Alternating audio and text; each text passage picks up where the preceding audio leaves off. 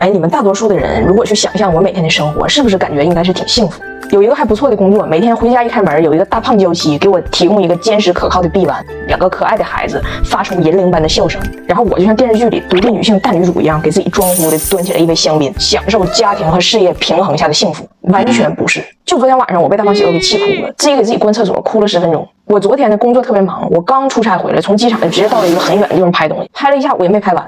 这是我女儿就放学了，得有人接她。完，我老公人没了，我就让阿姨替他去。结果让阿姨刚来，给我打电话说找不着我女儿校车的下车点，是给我急的。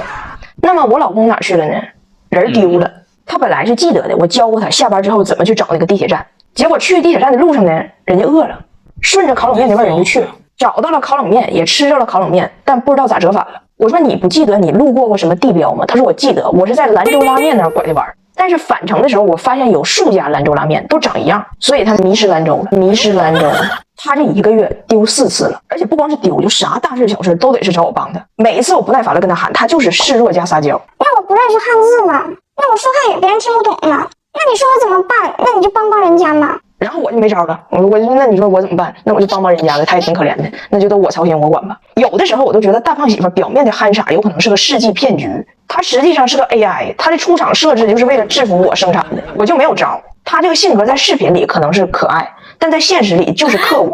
最后我把他给找着了，给整回家了。一回家那是一个鸡飞狗跳啊，拿铁把载奥达的气球给咬了，然后引爆的爆炸声把自己给吓哭了，俩人撕巴起来了。我爸过来给我们做饭，问我啥东西都在哪儿。阿姨过来跟我说要给拿铁明天预约打什么什么针。我女儿过来跟我说明天学校需要什么什么什么东西，拿铁就是一个哇哇哭。因为在这个家里，每个人和每个人之间都有语言障碍，只有我是交通枢纽，只有我在这解决问题。我这个枢纽都快崩了，人我老公还没进5环呢。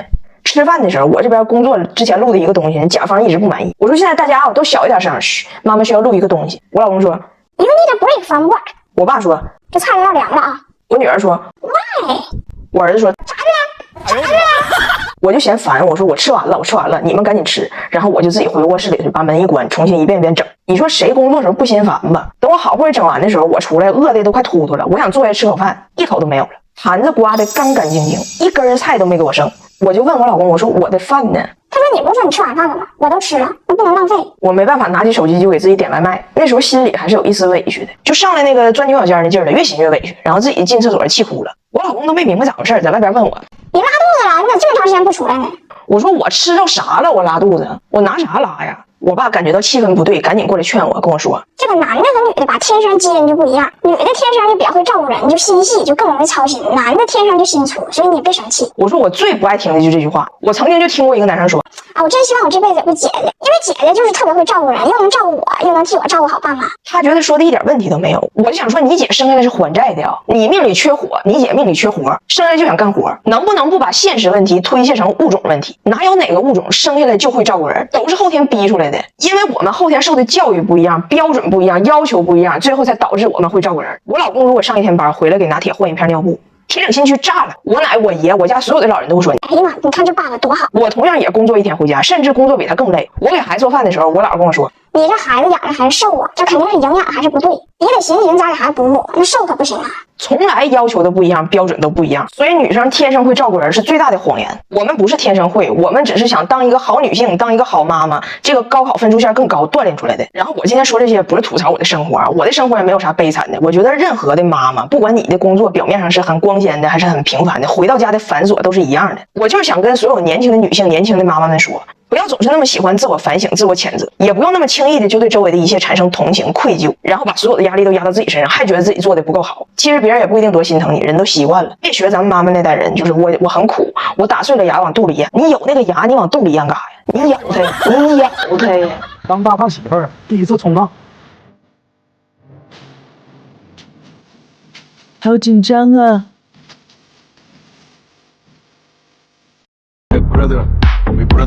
Mi brother. Hey, brother. Ay, chico, brother.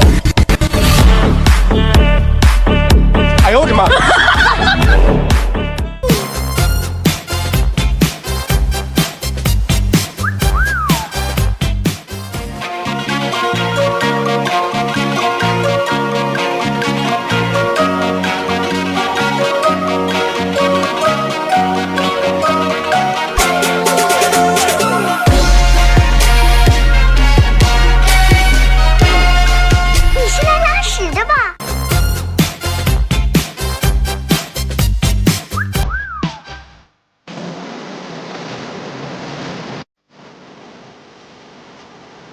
哎呀呀呀呀呀呀呀呀呀呀呀呀！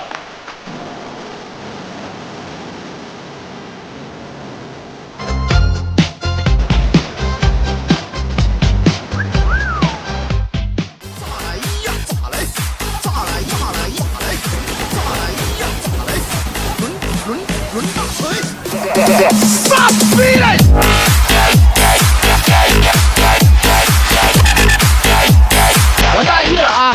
哎，我婆婆昨天跟我老公产生了重大经济纠纷，给我打电话让我评理。因为啥呢？我女儿啊，快6岁了，昨天掉了人生第一颗牙。这个国外呢有个传说，就是小孩掉了牙就放到枕头底，然后晚上牙仙子会来到他的卧室，把牙取走，然后给小孩留点钱。我女儿呢本来牙掉了挺疼，要哭，结果一听说还给钱，当时憋回去了。乐呵的拿着他那个小牙放到塑料袋里，说：“晚安吧，各位，我上去了，晚上牙仙子就要来了。”我女儿上楼之后呢，我婆婆就问我老公了：“那你说这牙仙子谁当的？”我老公说：“我当不了，我兜里没有现金，他呢没有收款码，给不出去这钱。”我婆婆说：“我呢，咱说也不是不能当，但是我现在兜里呢没有小钱儿，我最小的现金是$20。你说我拿$20，那得是换什么牙？金牙呀？这个铜块有点昂贵，要不然呢，今天晚上我就先把那牙拿走，完给他留封信，就说下次掉牙的时候一起给，然后你呢明天赶紧去求点现金，完你给。”我老公说：“打白条啊，你嫌牙仙子的铜块太贵，你可以换个便宜的，你就不信他这一套，还牙仙儿，你就换来自铁岭张彩玲他奶那套铜话。都说宇宙的尽头是铁岭，铁岭童话的尽头是大马猴嘛，你就说牙让大马猴给吃了，他们的童话节约成本，大马猴不要钱。然后呢，我老公就睡着了，就当爸爸的就容易比较粗心，但是我婆婆还是很细心很善良的，到底伪装这个牙仙儿，把这个钱放到我女儿枕头底下了。第二天我女儿醒来一看，枕头底下$20，非常开心，然后正好周末一家一块逛街去了。到了商场，我女儿就相中了个帽子，就跟她爸说：“爸，你说你这17根头发，头皮都快被晒漏了，我给你买个帽子吧，今儿我有钱。”我婆婆当时就着急了，那是牙仙子的钱。我女儿说：“但是牙仙子给我了呀。”我婆婆说：“但是你可以还她呀。”我女儿说：“我不认识牙仙子，我怎么还？”我婆婆说：“我认识牙仙子，他昨天晚上不把钱给你放你枕头底下了吗？你今天晚上你再放回去，完我告诉他，今晚他再来。”我女儿说：“他拿我当核酸点呢，天天来，他拿我当核酸点呢。你告诉他不给钱不用来了，我下次掉牙的时候我自己会告诉他。”我婆婆一看跟孩子说压根没有用，就得跟大人说。我老公贼高兴，搁那试帽子呢。然后我婆婆过来了，偷摸跟我老公说：“你把帽子给我退了。”我老公说：“这是我女儿的心意，我退什么退？”我婆婆薅着我老公帽子要退，你给我退了！你女儿心意从哪来的？我老公说：“人牙仙子给孩子的，你别撕吧，你别撕吧，你再撕吧，大马猴来了啊，给你抓走喂老妖精。”亲爱的朋友们，我和这个男人呢，昨天大撕了一回。他说他要对别的女人动心，我现在基本想走司法程序，但是我呢，亏在我一个孩子在人手里，我不知道咋整。你们也可以帮我出招。咋回事呢？我不去年回来参加节目来了吗？当时外国人不让入境，我寻思我怀着孕在宾馆隔离，很难再带个4岁孩子跟着我，而且翟耀达当时还在上学，那我就先行一步呗，这个疫情应该很快能过去，完他俩再来。但是我呢，确实高估了国外这个办事能力。我回来之后，国外没清，反倒爆发了，所以呢，他更来不了了。但是我还是没回去，我想在国内生孩子，我想活。我需要一个智商平均线在25以上的专业医疗团队，我不想再去伦敦的医院了。不给病床，光给瑜伽垫，没有温水，只有大冰块。病号饭、面粉包淀粉，没有别的馅儿。吸氧护士不开闸，只能抽塑料袋。我说我不想回伦敦，我不想再遭遇这种误毒噩梦，我不回去生。他说要不然你就凑合生呗，生不好应该也生不死。我说那你要这么唠嗑，你现在去吃温香去，你也吃不死，你咋不吃呢？后来呢，拿铁不就在中国出生的吗？所以就是他手里一个姑娘，我手里一个儿子。然后昨天视频的时候他就跟我说你得回来。要不然这个婚姻经营的很困难，你也不用对我有那么大的自信，我也不是不会对别人动心。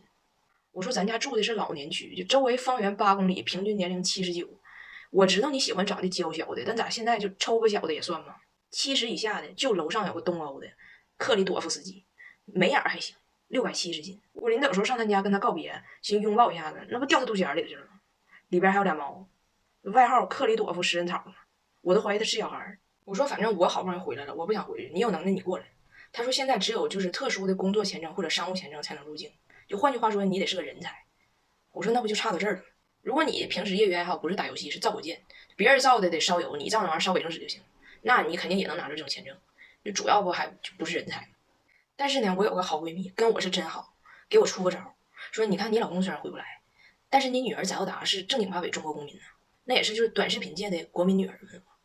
你能不能想着跟哪航空公司联系一下，就是绕过他爸这个载体，让他自己回来，完跟你和拿铁不就团聚了吗？我是觉得呢这个招有点损，但是呢谁的闺蜜不给出点阴招呢，对不？然后昨天也是话赶话嘛，我就把我的想法给说了，我就急眼了，真急眼了，说坚决不放，不可能放，除非我把拿铁邮过去，他接着儿子放姑娘，一个换一个，否则免谈。然后呱打电话给我撂了，俺俩认识这些年第一次撂我电话，你这事就谈崩了吗？结果今天又给我打电话了，说的我知道我不是个人才，但是呢，就是我见过成龙，我还有合照，咱不行就往这个方向使使劲，不行吗？就说我是他保镖，我是他保镖。